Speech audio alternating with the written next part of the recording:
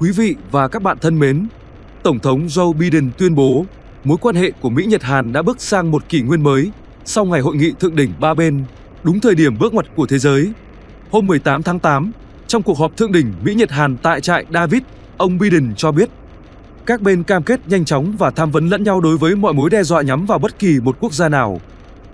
Chúng tôi sẽ thiết lập một đường dây nóng để chia sẻ thông tin và điều phối ứng phó bất cứ khi nào có khủng hoảng xảy ra trong khu vực hoặc có ảnh hưởng đến một trong ba nước. Tổng thống Mỹ nhận định đây là hội nghị thượng đỉnh lần đầu tiên được tổ chức tại trại David và không thể có một địa điểm nào phù hợp hơn để làm biểu tượng cho kỷ nguyên hợp tác mới của ba nước chúng tôi. Khi sát cánh cùng nhau, ba nước chúng ta sẽ mạnh hơn và thế giới sẽ an toàn hơn, ông Joe Biden nói, đồng thời khẳng định Mỹ, Nhật, Hàn sẽ theo đuổi kỷ nguyên hợp tác mới này. Tổng thống Joe Biden cũng ca ngợi Tổng thống Hàn Quốc Yoon Suk Yeol và Thủ tướng Nhật Bản Fumio Kishida thể hiện can đảm chính trị khi theo đuổi việc nối lại quan hệ. Mỹ luôn ủng hộ những nỗ lực của lãnh đạo Nhật Bản và Hàn Quốc trong lúc thế giới đang đối diện thời khắc mang tính bước ngoặt. Trong khi đó, Thủ tướng Nhật Bản Kishida bày tỏ lo ngại những hành động đơn phương thay đổi hiện trạng Biển Hoa Đông và Biển Đông bằng vũ lực đang tiếp diễn.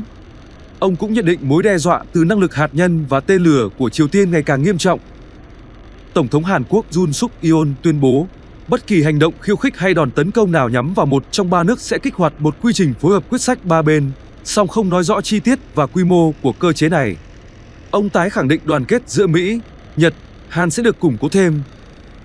Các lãnh đạo cũng tái cam kết ủng hộ hòa bình và ổn định trên eo biển Đài Loan, nhận định đây là thành tố không thể tách rời đối với an ninh và thịnh vượng của cộng đồng quốc tế. Tuyên bố chung khẳng định lập trường của Hoa Kỳ, Nhật Bản và Hàn Quốc về vấn đề Đài Loan không thay đổi, đồng thời kêu gọi hai bờ eo biển giải quyết các vấn đề tồn đọng bằng biện pháp hòa bình.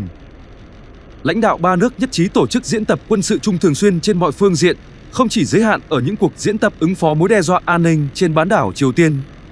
Ba nước sẽ chia sẻ dữ liệu về Triều Tiên và tổ chức hội nghị thượng đỉnh thường niên. Đây là hội nghị thượng đỉnh Mỹ, Hàn, Nhật đầu tiên trong lịch sử, bởi các cuộc gặp ba bên trước đó đều diễn ra bên lề các sự kiện đa phương. Hội nghị diễn ra trong bối cảnh Hàn Quốc và Nhật Bản, hai đồng minh thân cận nhất của Mỹ ở Đông Á, gần đây mới cải thiện quan hệ sau nhiều tranh cãi, bất đồng mang tính lịch sử liên quan đến vấn đề lao động cưỡng bức trong Thế chiến thứ hai. Bản tin trên kênh tin tức Hot 24 giờ đến đây xin được tạm dừng.